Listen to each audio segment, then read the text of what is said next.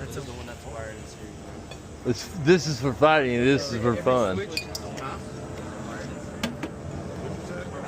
He said this is for fighting. This is for fun. No, that's not what he said. So this one only has one, but if you have like a 6 burner or something like that, yeah, they'll be in series. That way, they're not independent. One trips, they're all just, it's the same.